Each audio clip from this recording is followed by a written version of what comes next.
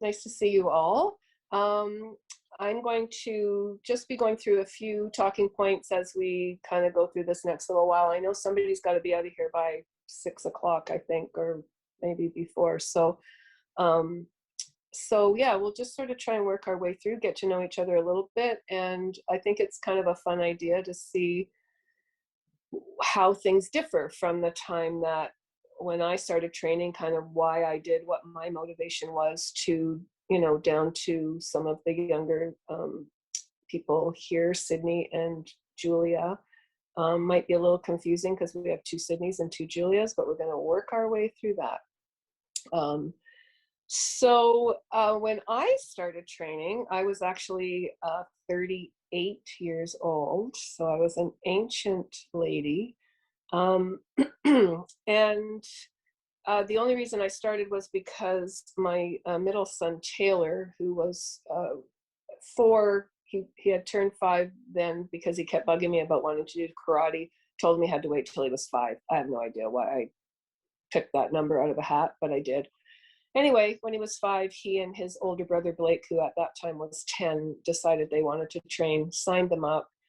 Never occurred to me to sign Julia up. She was 3 at the time, or not quite. And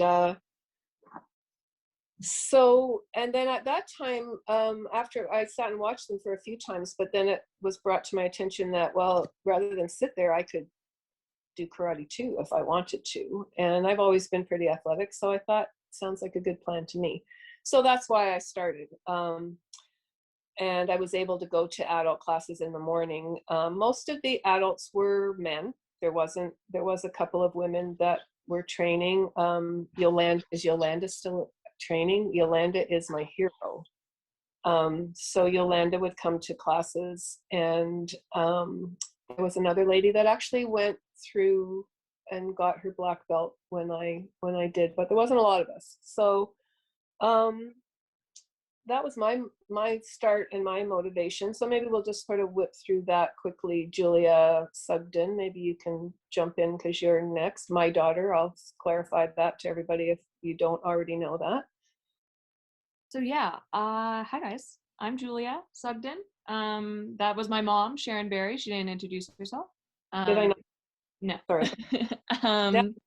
So those boys that she was talking about were my brothers. I started karate when I was 3 or 4. My brothers did it, so I wanted to do it. I don't particularly, and then I started when I was 4, and then I didn't stop until I left for college when I was 17. And from the time that I was 14, I think I was about to turn 15, I started working for Mike, and I was one of his first instructors, period, because he had just opened up the school, and I was definitely the only female instructor for a while, and then y'all came about, so that's pretty awesome. But yeah, that was, I started because my brothers did it, and I had I don't remember there was definitely a couple of female instructors when I was coming up, but I don't really remember a lot of girls like in my class. I don't really remember being with a lot of girls my age. I felt like there were a couple of girls like in high school age that were instructors, but not really a lot of girls my age. And then I feel like that changed as I was growing up, as I was coming up. People like Mika, who was like an instructor at the New Market School forever, like one of my best friends at karate. She was great. But yeah, I think that changed a lot. Like I remember doing like BJJ for the first time and being the only girl, and I had to train with all the boys. There was no like girls classes. I had to train with like sweaty old men, and it was disgusting and like so gross. But I think that kind of has evolved and changed a little bit. So yeah, I started because my brothers did it, and then it turned into a lifelong hobby, I guess, and career. I mean, it was my first job. It was amazing. Yeah. So that was me. Onto Sydney Cobalt, I guess. I taught Sydney Cobalt. Yeah. Coming up next. She was a little firecracker. I'm going to interrupt here too because I did Sydney Cobalt's intro. Oh, did you? Oh. Do you remember Sydney? No, I was young. Yeah, you would have been with your dad and your brother, right? I don't think your dad. I think it was just you and Daniel that started, and then your dad came in a bit kind of like I did a little bit after. But no, I did your intro. That's crazy. Yeah, I know I started because of my brother. So he must have started a few months or maybe up to a year before me. And I am 3 years younger than my brother. And I would see him, practicing on the mat. And I was a firecracker as a kid, 100%. So I would be in the stands, like running around, supposed to be sitting down, trying to participate off the mat. They're like, I think we should put her in the class so she can do this in a safe space and practice in Yeah. a safe space. So yeah, Sharon did my intro, and I must have started when I was 6 or so. And then I transitioned to the Aurora school as soon as it opened. And when I was in high school in grade 9 is when I started teaching. Similar story. I stopped teaching when I left for university. I think I was 17 or so. But yeah, it was my brother, and kind of like seeing how much fun he was having on the floor was what got me into karate. And then, yeah, I think I was one of the only female instructors at the time. I taught with like Patrick and Cody, my brother, Jeremy, some of those guys. And then in my later years when I was teaching, I know Sam became a teacher as well. Heather, I think we taught for a few years together. Yeah, I think Yeah, Victoria and so forth. So it was really cool for me. I kind of got to see that transition happen from at the time as well being one of the only female instructors. And then in my like last year of teaching, seeing a few other ones come into, which was cool. And then I think you were next, right, Heather? Yeah, so I started when I was about 6 or 7. My brother, one of his best friends was already training at Aurora, and so when my brother wanted to do it with his friend, I remember for the intro, Mike came over. I was just sitting in the parent area, and Mike's like, why don't you just do the intro class? It's like a free karate class. Just try it. And so I went and fell in love with it. Meanwhile, like my brother quit at Greenbelt, and I kept going. And then so I started teaching when I was in grade 8, so 14 probably. And I'm still teaching to this day. I'm 22 and I'm just commuting to school, so I'm still teaching currently. And so yes, both Sydney and Julia were my instructors, along with Allie. Those were the main 3 that like stuck in my head, the female instructors. Mm-hmm. And so I teach Sydney currently. I taught Julia, and now Julia is my coworker with me, and Sydney will be my coworker when she gets her black belt. So that's pretty Awesome. exciting. Yeah, that's great. Mm-hmm. So Julia, tell us your story. All right, so I started at Aurora Family Martial Arts when I was almost 5 years old. I didn't have any older siblings, unlike most of you, so I was the oldest child. So I did a lot of activities at the time, and my parents said, you know what, we're going to try karate, explore other options, it's good to defend yourself, that kind of stuff. Mm-hmm. And so the idea of it was like, you're going because I told you so, that's it, try it out, we'll see if you like it.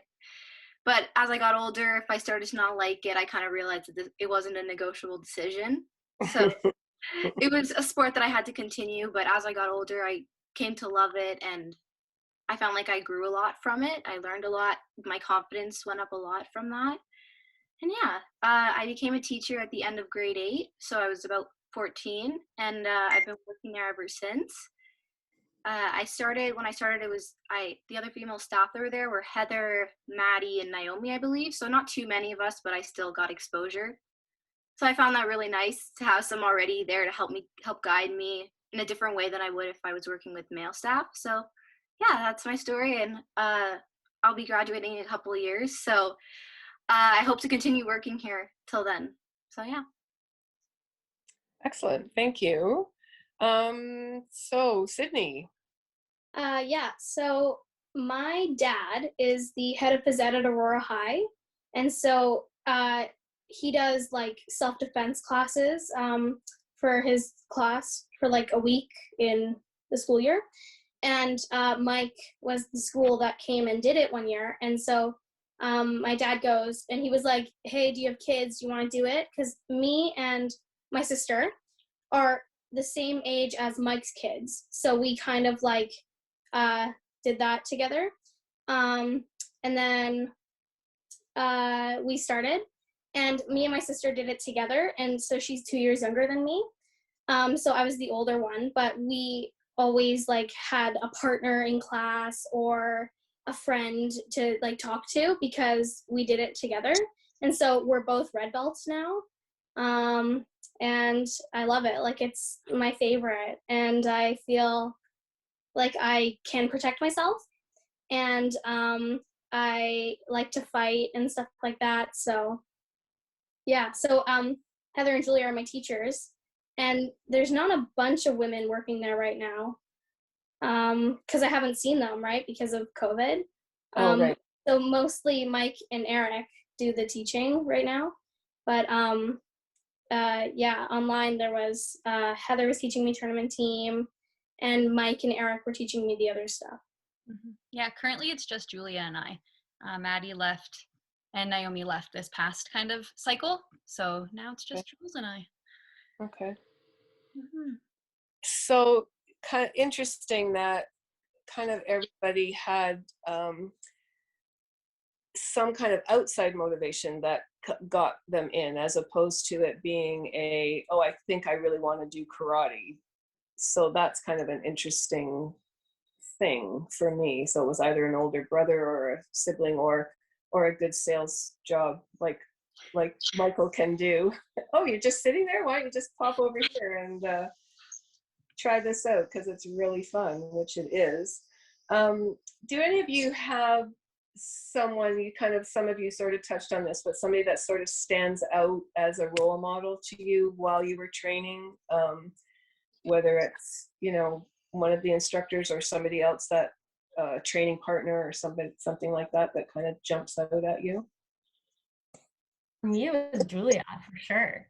And I'm not just saying that as you're here, but I think, being one of the few females in class and having that female instructor, that was huge. Like, I can still think back and have memories of when we used to do piggyback races for warm-up, the best type of warm-ups.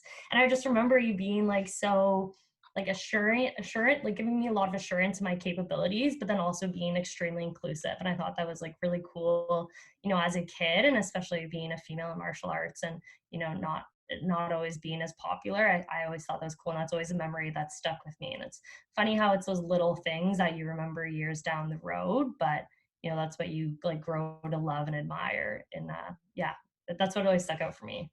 Well, that's real sweet. Thank you for saying that. I mean, yeah, I'm trying to, like, for me, like I said, there was a couple of instructors above me, that, like, I always remember, none of y'all would know her probably. Her name was Samantha Chin, and she was so talented. And like, she wasn't really my instructor per se. Like, I didn't really have a lot of like teaching moments with her, but I remember admiring her because she was so talented, and she stood out as strong because she was talented. She looked really good. She knew her stuff, and she was sharp, and she was interesting to watch when she was performing her katas and stuff. And like, she just was dedicated, and she was tiny, but I got this sense from her that she was strong. And I like that, I looked up to her for that, and I thought that was a really cool thing.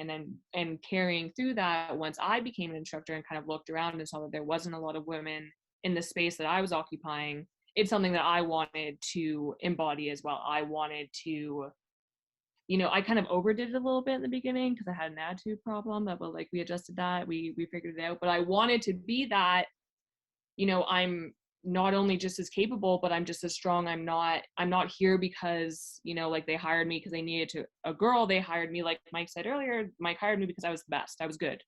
I was a good instructor, and so he hired me to do that job for him. And that's what I wanted, and that's what I got from someone who gave that to me. And so I know, like, makes my heart really happy to hear that I was able to do that in some small way, at least. But yeah, that was my experience. Anybody else have anything to add to that? So the first instructor that ever talked to me was Heather. Like, she was there for my first class, and she's taught me tournament team, and she taught me demo team and all those, and she just helps with like regular classes as well. And she compliments me all the time and tells me how good my kicks are and how I can fix this and make them better and stuff like that. So I'll say to your blush. For the record, Sydney is insane at sparring. Sydney will kick anybody in the head like all day, every day. Yeah, she's insane. For me, like, my role models were like both you, Julia, and Sydney. And then Allie, I remember Rebecca. And those were kind of like my main 4 female instructors that I can like remember anyways. So I remember always looking up to you guys. Jules, I was always so impressed. I remember as a kid thinking, like, how does she put her hair in a bun without a hair elastic? And it would stay. And as a kid, I was like, that's insane. How does she carry their hair in a bun? That was like, for some reason, that just always stuck in my mind. Oh, that's funny. Yeah. For me too. Like something as little like how you did your hair was so important. Like it was something to remember always. I don't know why. To a little kid, it makes a big difference. Like The trick is sweat and grease and dirt. Just stays right up there. For me, I would say definitely like Heather, Sydney, like Victoria, Samantha, like all of you guys, like the older ones that were there when I first started. Like I remember that quite a bit. Like those are my first group of people that I encountered. And to a little kid, like anyone at Red Belt who was a girl, like I wanted to be like you guys or the people who were older than me who were females, because for some reason I felt more of a connection to them. Like I wanted to be like them, strive to do what they do. So it kind of pushed me to stay a little bit longer or come to on the days that they worked. So yeah, I had a little bit of a different experience because there were no female instructors when I was first training. I probably had a little bit of an attitude sometimes. How did we just switch around? Because I have always been pretty athletic. I felt like a lot of the women, if there were any women that were training, they weren't at my level, maybe not as competitive as I probably still have a tendency to be.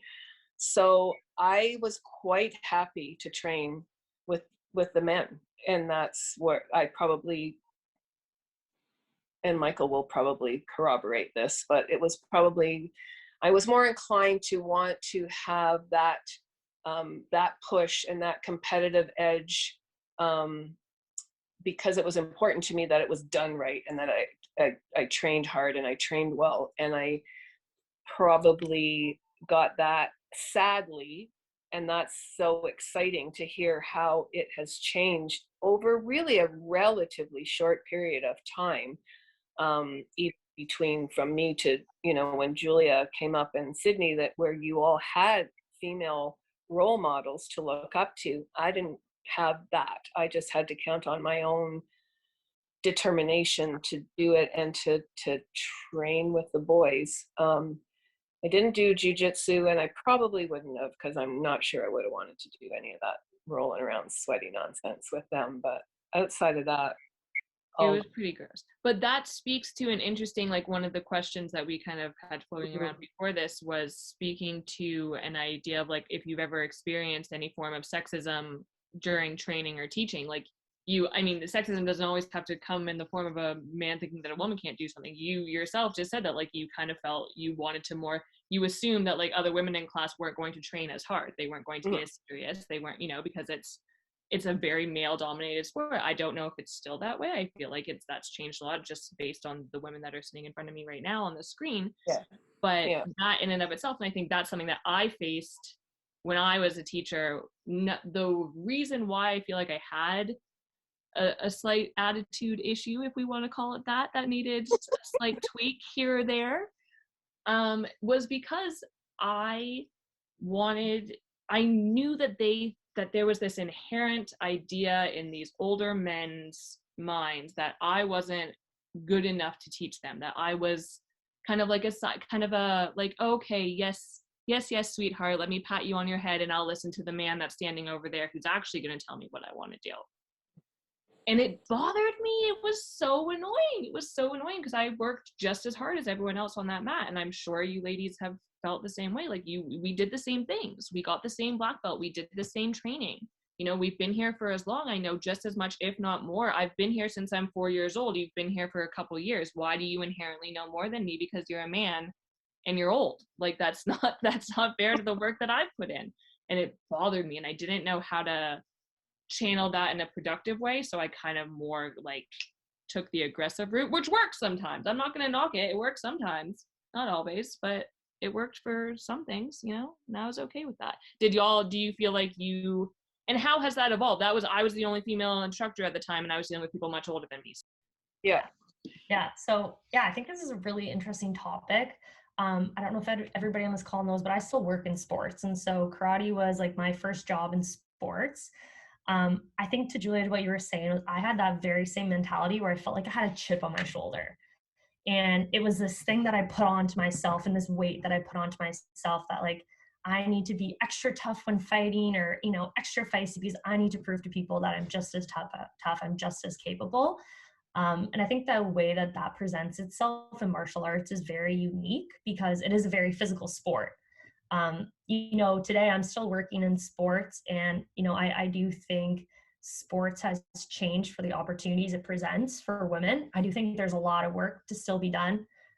You know, I won't sugarcoat any topic such like, especially like this, but I know I can definitely speak to times where I felt like I had to work extra hard or, you know, I had to be extra loud on the mat to feel like I was being seen as equal to my male instructors or to my, the male trainers I trained with as well. So I think like I definitely experienced as well, maybe in like not certain like explicit ways, it was a bit more inherent. But yeah, it was definitely there. I think it's hopefully changed. But yeah, there's still definitely work to be done.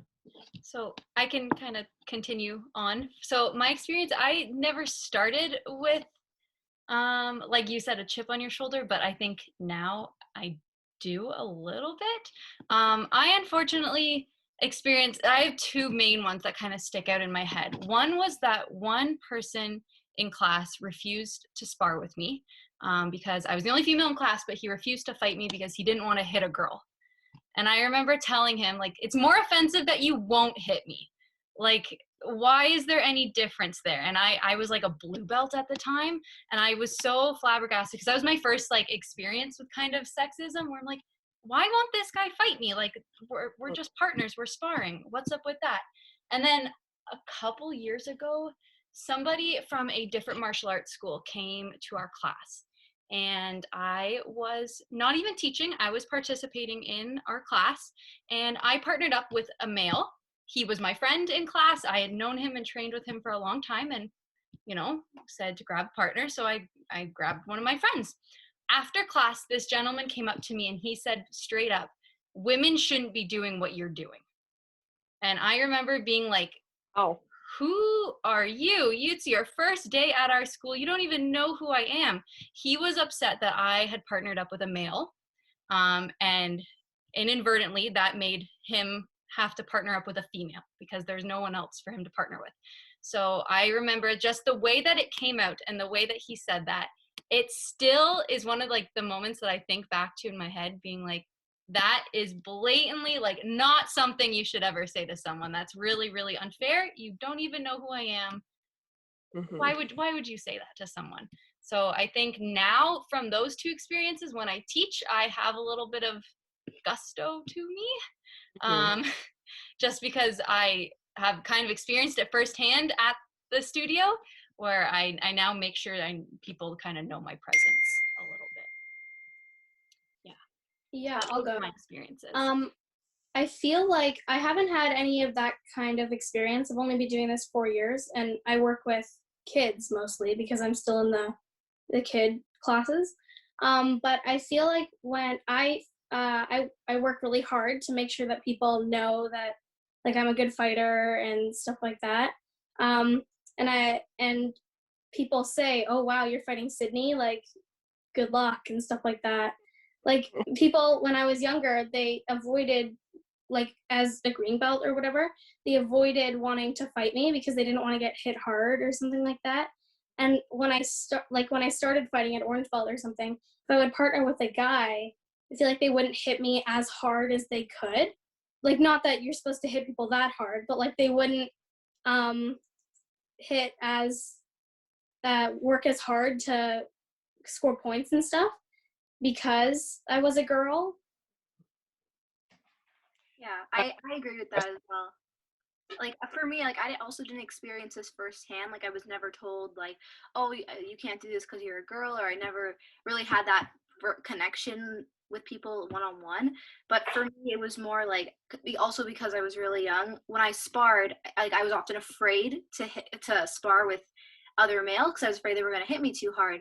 But I was often told that you should tell them if they're hitting you too hard. But I didn't want to tell them that they were hitting me too hard, because then it kind of gives them that upper edge and think, okay, I'm better than you. I need to slow down so you can catch up. That kind of dynamic was a little Right. bit scary for a little kid when you're trying to spar. But like now when we're teaching and stuff like that, like I don't consider myself any less than males that I work with or stuff like that. Like I feel like it's gotten a lot better in the workplace, like in karate and stuff like that. Even when we teach, like I feel like wouldn't treat a little kid different, like a male versus a little girl training. Like if they're both the same to me, I would treat them the same way. So And I think it's important from all this, and something I've learned at least throughout the past few years is like understanding how to react to it, because I think that's a really important lesson. Is you can't control how other people are going to act towards you, what they're going to say, how they're going to treat you, whether it be, you know, in karate or outside, but you know, you have the power to control how you're going to react to it. And if that's, you know, working even harder and training even harder, then that's like an amazing way to like move your energy. And I think that's what's super important in all these situations, like is seeing and hearing how everybody in a positive way like use it to improve themselves. And that's something like even that I really try and focus on now, still, you know, being in sports, it's super important.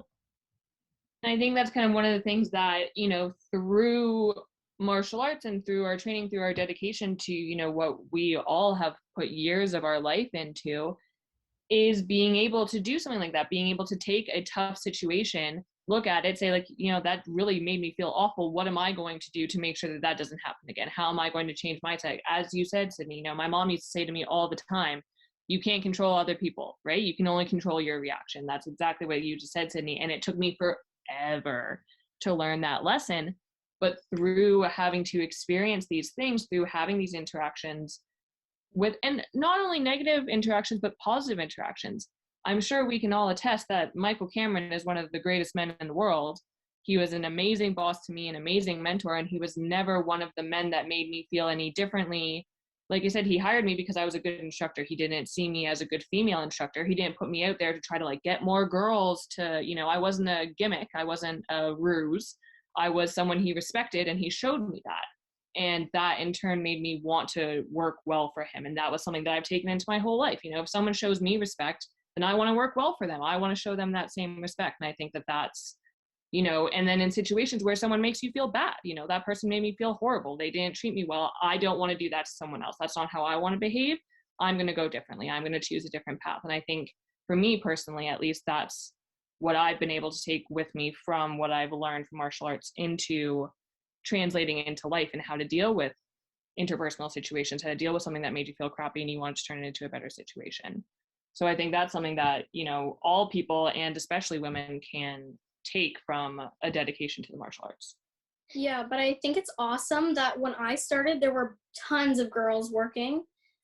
B, Cam, Heather, the Neils, like they were all, Claire, they were all working there when I started. So it was really good to see that there were girls working there along with boys. Because I feel like when I started, I was kind of like, oh, isn't this like a guy sport? Because I always thought of karate as a guy sport until I started, and there were lots of girls there, which was awesome. It just goes to show you representation matters, right? For you, it really mattered that you walked in, you saw women in that space, and that made you feel like you belonged there and you were comfortable, right? It's an awesome thing. I'm so happy that the sport has grown in that way for people like you. That's amazing. I personally like take pride that it's a male dominated sport and that I know so many women in it. Like I think that's awesome. Like I am proud to tell people like, yeah, I participate, I coach, I teach in a male dominated sport, and I think it's awesome. And you know, if our kind of some of our experiences can pave the way for more women to join and allow more women to feel comfortable in the sport that we all obviously love so much, then I think that's a really great thing. I think even for me still, if people, and I meet people, I manage an optometry office now. I've reinvented myself a few different times, but people are still somehow with whatever, if the martial arts comes up, and it's always an interesting reaction that I get when people know that I have a black belt. And of course, most people, and it's often people that are more in my age group, their go-to is still always like, oh, I better be careful of you, which is always kind of an interesting concept, which of course has nothing to do with the martial arts, but you know, whatever. But it's, I like, I mean, it's amazing to hear all of you talk about that growth and those experiences and those, and how you can positively, I mean, it's a positive environment generally, and you're always going to get negative things that are going to come up. But how many of you think that because of the experiences and how you have that coming up through the martial arts has helped you in what you're doing now? Now, obviously, some of the, you know, some of you are coming up to, you're in high school still, but you're coming to the later part of that, so you've got decisions to make moving forward. The other three of you are out kind of in the workforce, and still, Heather, you're still in school. Where are you at school? Oh, so I'm at Sheridan. I'm studying Okay. kinesiology, so exercise science. I'm very much interested in continuing to use martial arts, and kind of continue down that road a little bit more in the science based of it. But yeah, that's kind of where I'm headed, hopefully. And do you find what, you know, and I think probably most, Sydney already kind of spoke to that a little bit, but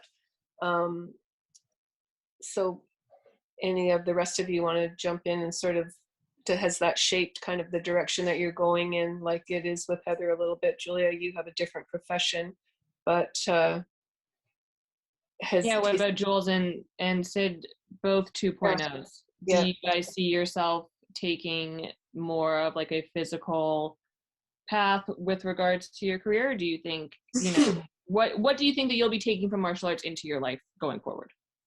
Like, definitely for me, taking, like, I took a lot of confidence. I was always very shy as a kid, so getting that exposure in Future Leaders Group and becoming a staff member, that definitely boosted my confidence and my ability to speak to people a little bit better.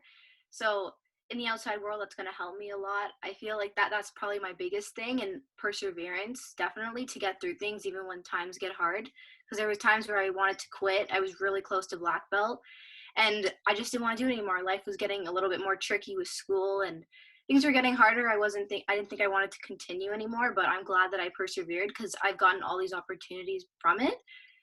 Like, after high school, I don't think I would probably be going into something in terms of like sports or kinesiology like Heather, but definitely something in the medical field. So still in the doctor field, but I will take like everything I've learned, like the confidence and the perseverance, into post-secondary. So that's probably something I've learned most from martial arts.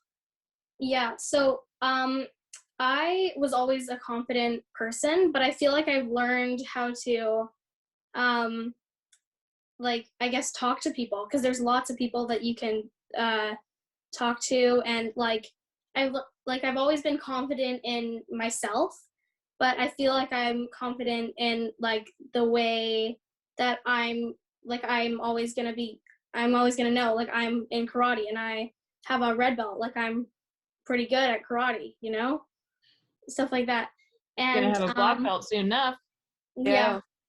And I also learned a lot of discipline from karate. That's a big thing, because like that's a, like, you learn respect and you learn stuff like that. So I feel like that really helped. I can speak to that. Sydney, every time she walks onto the floor, she's just, hi, how are you? And she talks to everybody, student, teacher, parent, doesn't matter who's in class. Sydney, the minute she walks onto the floor, she's chatting people up. So I think like your self-confidence, since when I saw you start, has like skyrocketed, which has been amazing. I think for me, like, honestly, what I'm taking forward is just like knowing my self-worth, if that means anything. Like, I know that now from teaching, like, I know I'm capable physically. I know I'm capable to lead and command if I need to. I know I'm capable to kind of take a back seat if I need to. I can run a class. I can speak to all different types of people. I can problem solve. You know, I can come on the spot like that if somebody's crying, if I need to run a drill, if this happens, that happens. I can think I'm pretty adaptable. So knowing now, like, what I personally am capable of in terms of just like problem solving and thinking on my feet and stuff like that has been a big takeaway. Yeah, and I feel like if you're an instructor, it's important to be able to talk to everyone. Like talk to parents, talk to other people, talk to kids well, you know? Mhm. Julia,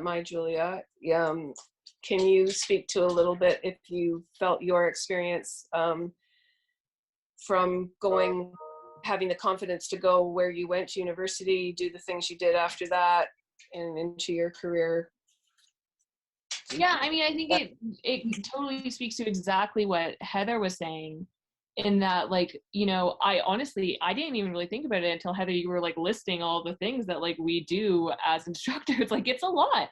And, you know, when we start, like, we're 14, 15, like, we're still kids when we start, and you're dealing with very complex situations. Sometimes you're dealing with complex adult situations when you're not really even an adult yourself. And sometimes people make it easier for you, and sometimes people make it harder, and you kind of have to navigate that. And I mean, for me, confidence was definitely never my issue. My issue was reining it in a little bit. You know, I was a little bit too confident, if you will, a little overconfident. So really learning that respect and that temperance and that perseverance as well. But perseverance for me, it wasn't, the physical stuff came easy for me. It wasn't, you know, karate wasn't hard, but being respectful was hard for me. You know, keeping my mouth closed when I needed to keep my mouth closed, not talk back when, you know, it wasn't necessary and it wasn't appropriate for me to do so. Learning those lessons, I didn't learn those lessons at school as much. I learned them at the karate school. I learned them on the floor. I learned them from people like Mike being like, Jules, like, you're great, but that was really rude. You can't talk to people like that. They're going to get upset. There's a reason why they're upset, and it's because you were rude to them. I'm like, oh yeah, okay, fine. But like, they were wrong. So I just told them they're wrong. What's wrong with that? And they're like, yeah, no, there's a way to do it and a way not to do it. Translating that into, I am now a lawyer, you know? So that is, you know, it's a great lesson to learn for someone who, like me, I think that just goes to show how amazing karate is for everyone. You can take a shy, timid, you know, low self-esteem kid and turn them into someone who's able to walk onto the mat and say hi to everybody and have a conversation with anyone. Or you can take someone like me who has too much and it needs to be brought down a little bit to be able to have, you know, a successful life and a career where people don't think that you're a total meanie all the time. You know, so I think for sure I mean, like I said, it wasn't bringing up my confidence. It was teaching me how to interact with people respectfully, treat people how you want to be treated. You know, if you are going to be rude to someone's going to be rude back to you. That's not the way to interact with people. And yeah, that definitely gave me the courage to temper myself a little bit and allow myself to be successful in a way that, you know, I genuinely don't think I would have been. I think I just would have been a meanie and people wouldn't have wanted to work with me if I didn't have people like Mike telling me to tone it down. Mom, you did a pretty good job too. Oh, gee, thanks. Kind of you to bring me in there. So we're probably kind of getting ready to wrap up here, I think, but it's been amazing hearing your stories. If you had maybe one thing that you would offer a young woman, lots of you are very young right now, but I'm so, as I said, it's very interesting and very exciting to hear how things have transitioned, even just in a short period of time. I mean, it's how long ago? Almost 30 years since I started training. So I know for some of you that sounds like a very long time ago, but in my world it isn't that long ago. So what's your takeaway of moving forward?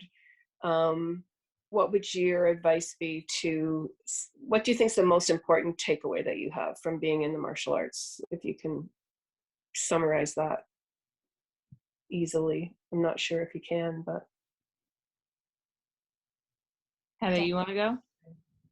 Sure. Like, if I had to give some advice to any females that are entering the martial art world or going to teach one day in the future, I think we touched on it. Honestly, it's just like, not everybody is going to like you. Some people, unfortunately, may not even always respect you. But I think you need to remember that you decide how much time and energy you give their opinion, right? Like, you can spend however many hours, weeks, whatever, trying to change their opinion of you, or you can continue moving forward, realize like, yeah, you know what, maybe, you know, they're a meanie, like Julia said. Let's focus on the people that are willing to listen to me, and they will take something away from it and they'll learn something from it.